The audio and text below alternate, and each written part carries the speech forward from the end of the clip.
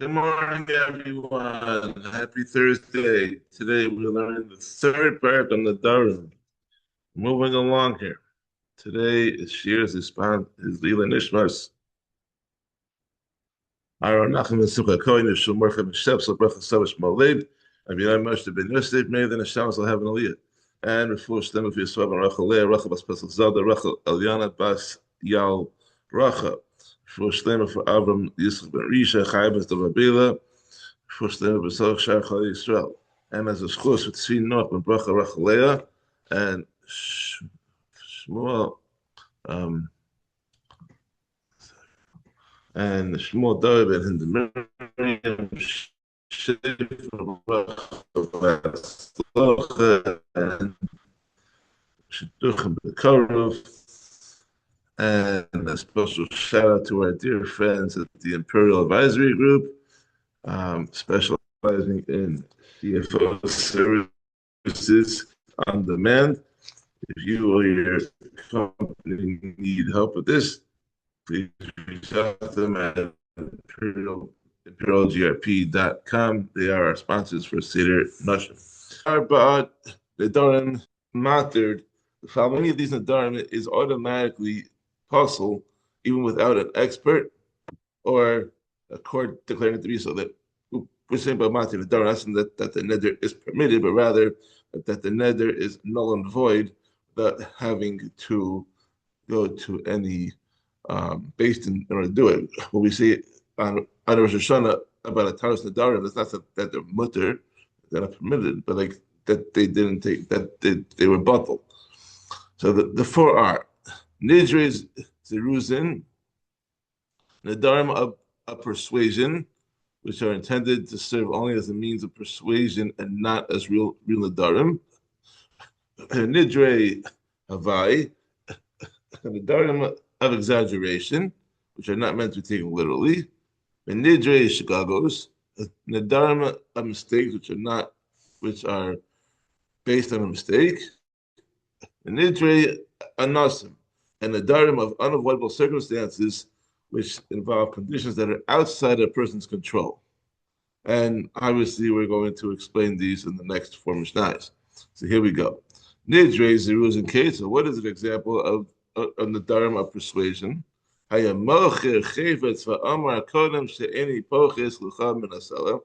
Someone was selling an object and he said to the buyer, my loaf of bread shall be forbidden like a konam to me if I lower the price of this object for you to less than a seller, to 4 dinars. And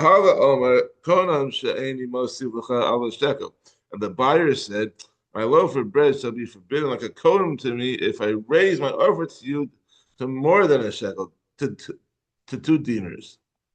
I mean, he wants to sell it for higher, he wants to buy it for lower, he's not going to budge off the price. Shneihen roasted b'shloshet dinar. In fact, both of them want the price to be 3 dinars, and each one made his offer only as a bargaining position to pretend that this happens all the time in negotiations. You want to offer high, offer low, and meet in the middle. So he backed up with a neder in order to put on the show, and it's understood that neder was not meant to be taken literally, only out of persuasion. So therefore, that neder has no standing. Rabbi Eliezer ben Yaakov says, this category includes even someone who wants to impose a neder on another person so that the second person will eat with it. The case over here is that a person invited someone else to eat with him, but the latter refused, and the inviter then made it a neder, saying that he assures the other person that any benefit from him if he does not eat with him. Here too, it is clear that the inviter did not actually intend the neder to take effect, and he was only using it as a means of persuasion. Omer, if someone wants to nullify all Nedarim that he might make in the future, he says, Kol neder sha'ani asti ladar hu batal. Any neder I make in the future shall be void. This declaration works provided that it is remembered at the time of the neder. And this is actually the basis for the for we see a Yom Kippur called Nidre, right? Where we see that Yom Kippurim Sha'avar Yom Kippurim Zeh, which are Nedarim that are in the past. Yom Kippurim Zeh Yom Kippurim Haba, right? That like all of the Nedarim of the next year should be bottled. So how that exactly works is discussed more in the Gemara. But you need to have it in mind when you make a net. So why am I having it in mind? So what I said this on Yom Kippur, why and now for ER I make a net now. But I remember that on Yom Kippur that's bottle for Nidri. So what's the point of my net now? Good question. Mishnah Beis, Nidri Havai. These are examples of a vow of exaggeration. Amar, Someone said, my loaf of bread shall be like a kohen to me if I did not see it on this road as many people as if I did not see on this road as many people as the number of men who left Mitzrayim, which is 600,000 men. Someone said, my loaf of bread shall be like a kohen to me if I did not see a snake that looked like the beam of an olive press. These are clearly exaggerations, and we never meant to be understood literally. Therefore, even though the person did not actually see 600,000 people or a snake that resembled an olive press beam, the issue does not take effect.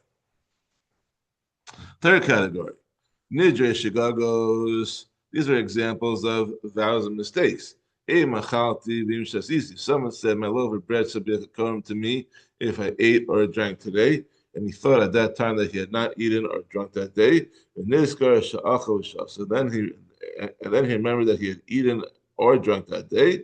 And this nether is not binding because it was based on a mistake. I thought I didn't do it, but I really did. So therefore, the whole nether is bottled. Another example of that. Shani Shosha. If someone said that my loaf shall be like a kohen to me if I eat or drink today, the shachach and he then forgot about his neder, ate or drank, since at the time of eating or drinking he did not realize that he would thereby cause a neder to take effect. This too is a neder based on a mistake. Third example, Amar konam ishti nanesli shaganva es kisi b'shehiksa as beneath. Someone said, that which my wife benefits to me is like a kohen to her because she stole my wallet or because she hit my son, thinking that she had indeed done these things. The noda shelo hikato noda shelo anato. Then it became known that she had not hit his son, or it became known that she had not stolen from him, since he made the neder only because of information that was later found to be untrue. It does not take effect. What do you think the wife said after she found out that her husband suspected her doing these things? Then probably didn't go too well for him. Someone saw another example. Someone saw people eating his figs without his permission. They said to them, "Hare alikum korban." They are forbidden to eat like a korban.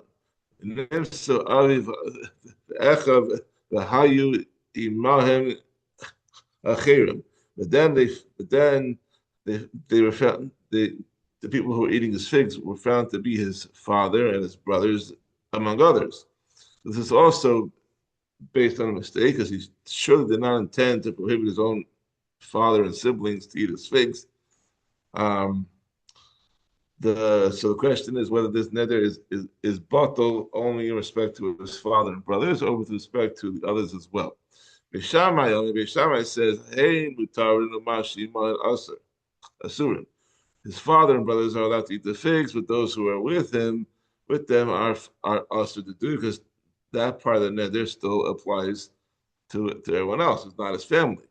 Beisila says, "Elu mutarin." Both these, the father and brothers, and the other people are allowed to eat the figs, because once one part of the neder is bottled, the whole thing is bottled too. Nidre Mishnah Gimel, Nidre Anasim. The fourth and final category of Nedarim of unavoidable circumstances. The Nidre Anasim. This is okay. One person made a neder against another so that the latter will eat with him. For example, Reuben said to Shimon, "My possession shall be to you, shall be usher to you if you do not eat with me." Then Shimon got sick and could not go to eat with Reuben, or his son got sick and needed his father to care for him, or a river swelled unexpectedly and it prevented him from going. Hare elu nidre anasin. These are all cases in which we apply the law of the Nedarim of unavoidable circumstances, because it became impossible to avoid fulfilling the conditions on which the neder was based.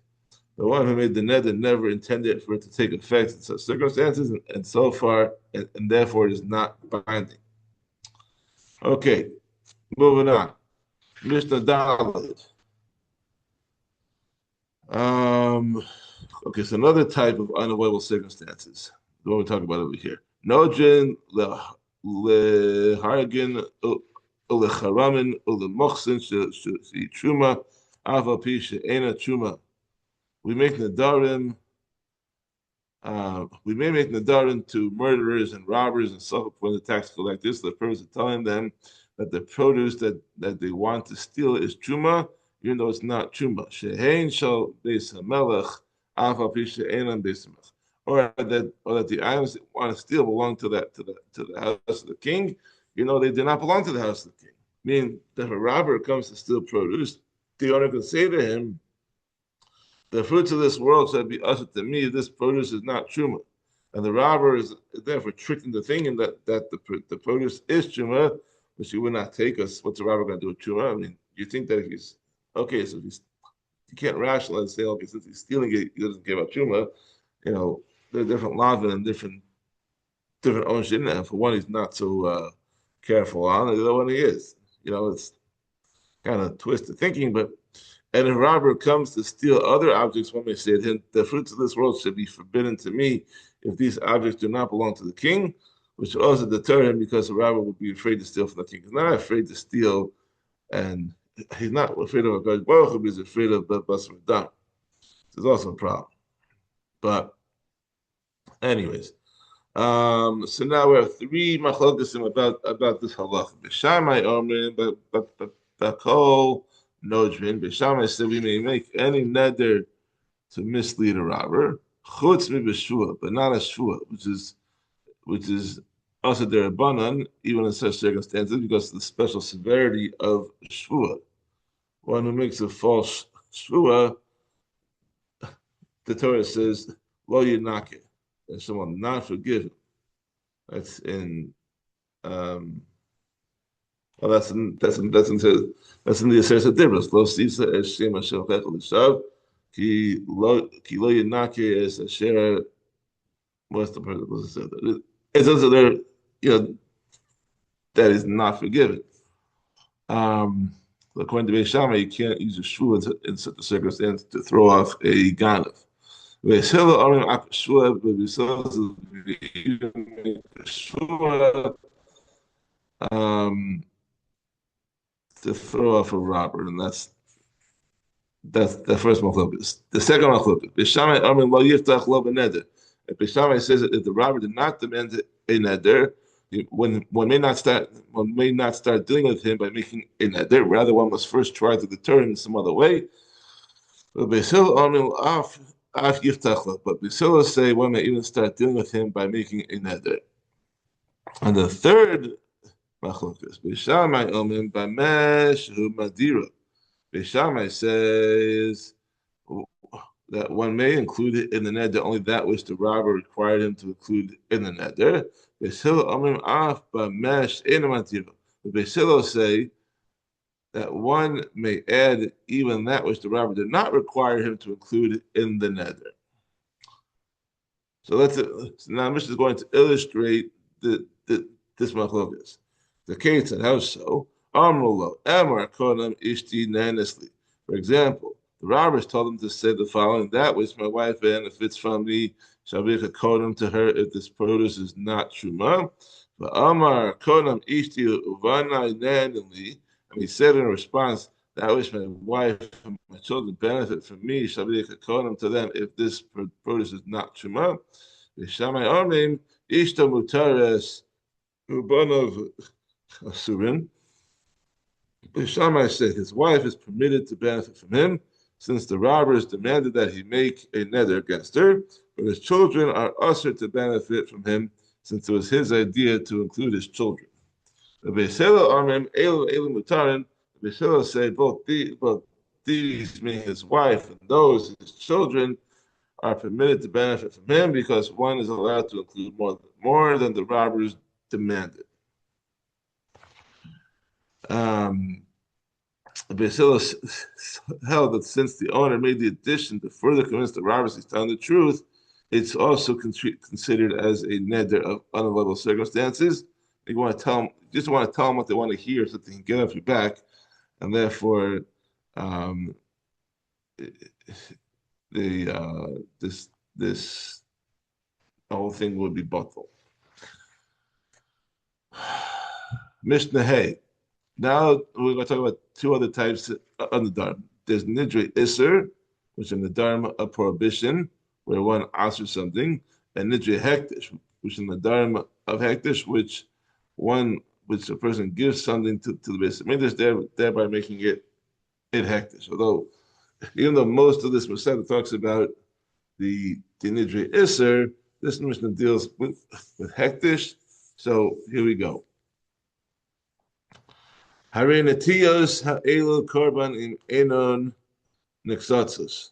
If someone saw a strong storm coming and said, these young trees shall be a korban if they are not detached from the ground by the storm, and the trees were not detached, tal is zu korban im enon nisrefes. Or if you saw a fire burning and said, this cloak shall be a korban if it is not burned, and the cloak was not burned, yesh lehem pidyon, the trees or the cloak become the property of the Beis Hamikdash, and they can be redeemed.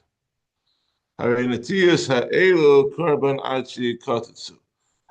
he said, these young trees shall be a korban until they are detached from the ground by the storm, and the trees are still attached to the ground,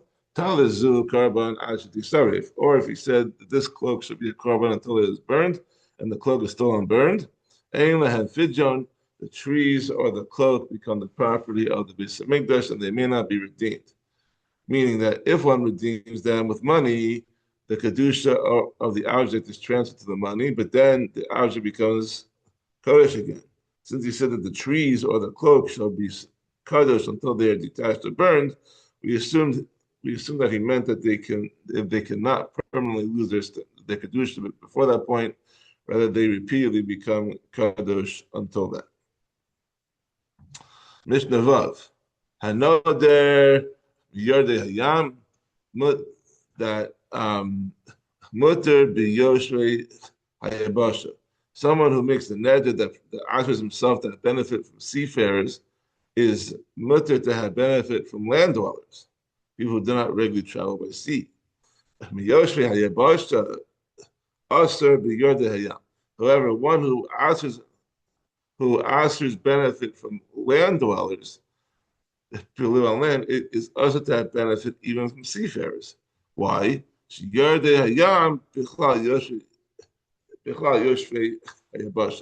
seafarers are included in the term land dwellers because they eventually return to land. They're not always at sea. They do come to land for something. In fact, the term land dwellers includes not only seafarers who go on short trips close to land, like those who travel regularly from Akko to Yafa, which are two ports in Eretz Yisrael that are near each other. But even those who regularly travel on large trips far from land, since they too they eventually must return. I think we learned in Subas Yavamas about how often like a person has to have beer with his wife. We said what like sailors. That's like once every few months because they're always at sea. I think it's the sailors, maybe it's the camel drivers. But the point is that you're not always on land, but eventually you do come back to land. So Um, Alabami should dark. What's my place here? Alabami should dark the fire. But yeah, all right, okay, fine. Mishnah Zayin. I know there we wrote a hachama asur. Someone who makes the neder that asks himself that have hana from those who see the sun is usher to have benefit even from the blind. Shalom is covering also because he was referring not to those who can see, but to those who the sun sees. When the sun shines, which includes the blind. The sun is still shining on a blind man, even though the blind man can't see the sun. So it's benefit. Mishnah Ches.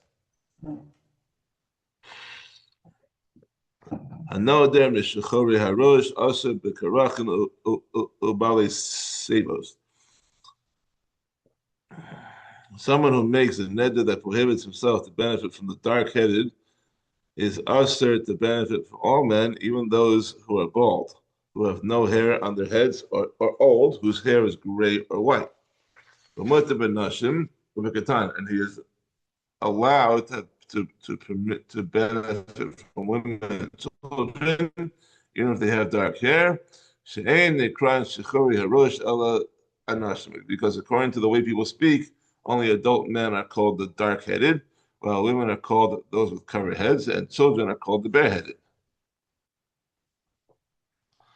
Um, Women obviously call the ones with covered heads because they always cover their head. Mishnah Tess. I know them in Hayuludim. Mutter bin Noladim. One who makes the neder that Alice's benefit from the Yelodim is permitted to benefit from creatures that will be born after the neder. People who use this word only for creatures that were already born. Min hanoladim asa biyaludim. One who prohibits benefit from the noladim is asa that benefit from any creature, including those that have been born and those that will be born. Rabbi Meir matir ap yaludim. Rabbi Meir maters even one who says that then allow them to have benefit from one category, namely those that have been born, because this word includes only creatures that will be born and not those that are already born. The Chachamim say that this person who said Dinaladim just means those whose nature it is to give birth, which refers to all creatures that give birth to babies and not eggs, regardless of when they are born. This Isser applies to all people and animals, but not to birds or fish, which lay eggs. Mishnah Yud. Hanoder Shufte Shabbos Asa B'Yisrael Asa B'Kustim. One who makes a neder that ushers benefit from those who rest on Shabbos is usher to have benefit from both Jews and Kusim, because both groups rest on Shabbos. Again, the Kusim were a group of people who settled in Israel toward the end of the first base of Mikdash, when they converted out of the fear of lions in the hope of being saved, but after the conversion, they returned to their old beliefs and practices. Nevertheless, according to the Tana of our Mishnah, their conversion was valid. So the question is if they're kosher or not in terms of conversion, but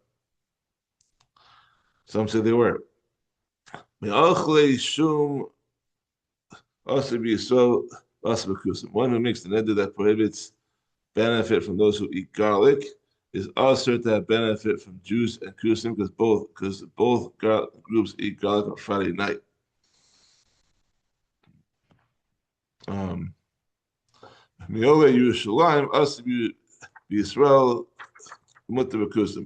who makes a neder that Asher's benefit from those who are sent to Yerushalayim is Asher to have benefit from Jews, because they go to Yerushalayim for the Yom Tovim, but he is mutter to have benefit from the Kusim who go to to hargrizim instead. And I think that still goes on nowadays. And there's still stuff going on by hargrizim. And I've been there, but it's really good. Mishnah Yud Aleph, last one for today. It's a long one, so let's go. Konam she'eni nana l'vnei Noach. If someone says, Konam that I do not have benefit from the descendants of Noach, Mata B'Yisrael, he is allowed to benefit from Jews because they are not called descendants of Noach. But he is also to benefit from the other nations of the world who are all descended from Noach. She'eni nana l'Zera. If someone says, Konam that I do not have benefit from the offspring of Abraham, Asa B'Yisrael, and he is also to have benefit from Jews, but he is allowed to have benefit from all the other nations of the world. He can even have benefit from the offspring of Yishmael and Esau because it is derived from the pasuk in Bereshis and I think Vayera that Abraham Kivi Yitzchak Yikar the Chazera. That your line runs through Yitzchak and Yaakov and not through Yishmael or Esav. Yisrael. If someone says, I do not have benefit from a Jew, he is also to do business with another Jew unless he buys for more than the regular price and he sells for less. So Yisrael, if someone says, that Jew does not have benefit from me, other Jews are usher to do business with him unless he buys from them for less than the regular price and he sells to them for more, provided, of course, that they listen to him, that they want to do this since they lose in these transactions. If someone says, I do not have benefit from them, from the Jews, or they from me, then no business can be done between him and another Jew. The Nachrim, he may benefit only from members of the other nations of the world. If someone says, I do not have benefit from the Arelim, meaning the uncircumcised, he is allowed to benefit even from uncircumcised Jews, because Jews are not called Arelim. And he is usher to benefit from circumcised non-Jews, because non-Jews are called Arelim.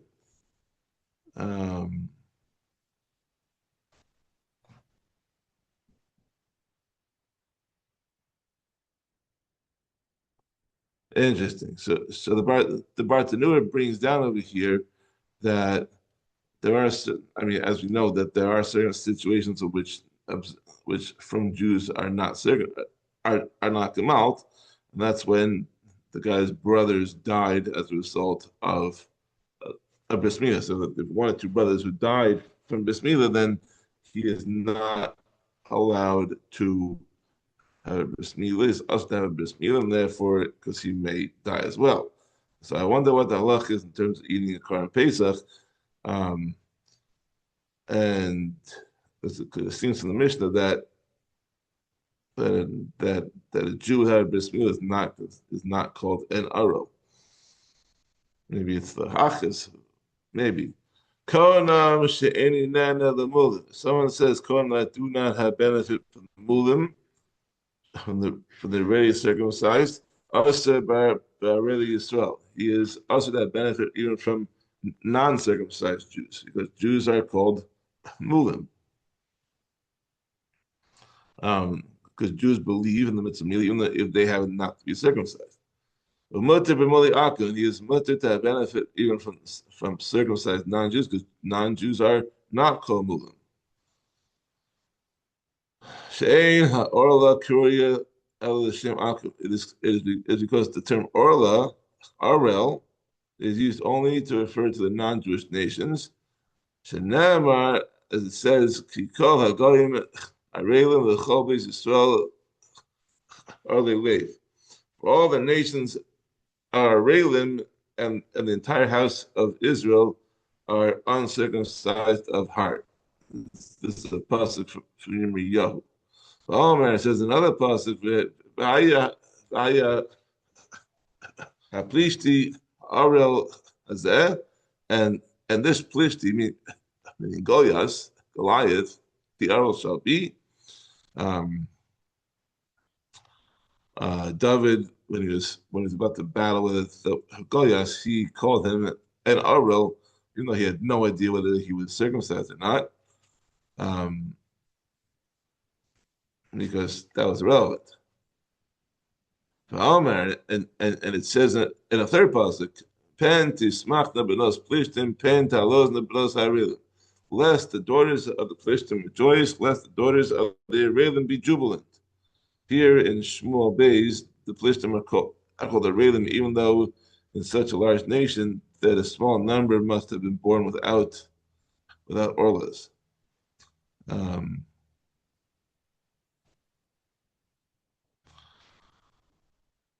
Elazar ben Azariah says, "Usa orla shenas ganu baharisham." The orla is repulsive, as we see from the fact that it's used to insult the wicked. Shenamar kikol hagoyim harelim.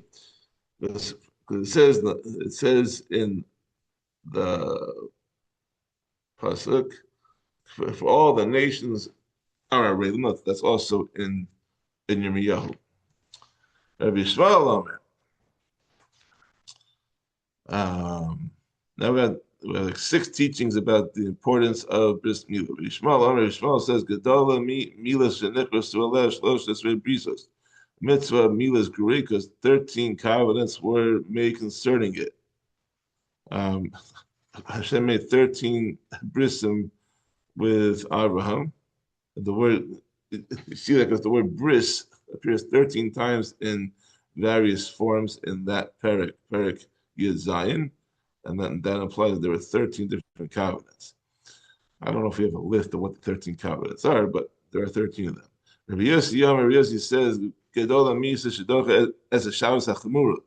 The mitzvah milah is great because it overrides the Isra of Shabbos, which is strict. That's assumed that the 8th day is on Shabbos. It does not override Shabbos for anything beyond the 8th day. Rabbi Yeshua ben Karcha says, "Gedola milah shelo nisla lo l'moshe tzadik alem below shah." Mitzvah milah is great because on account of neglecting it, the righteous Moshe was not spared for even one moment. When he delayed the milah of his second son, an angel came to punish him, as you know from Shmos Perek Dalet. But Nehemiah says, "Gedol misha shedoche es hanegoim." Mitzvah milah is great because it overrides the Isser of Saras. Rabbi says, "Gedol milah shekol mitzvah she'asa Avraham Avinu lo nikra shalim ad shema." Mitzvah milah is great because regardless of all the mitzvahs that our father performed, he was not called complete until he circumcised himself. Shenamar yishalech lefanai v'yes tamim, as it is stated, "Walk before me and be complete." And finally, Davar Acher, Rebbe stated another point about the importance of milah. Gedola milah shel malei hi lo barakas baruch hu esolamo. The mitzvah of milah is great because if not for the Holy One, if not for Hakadosh Baruch Hu, he would not. He would not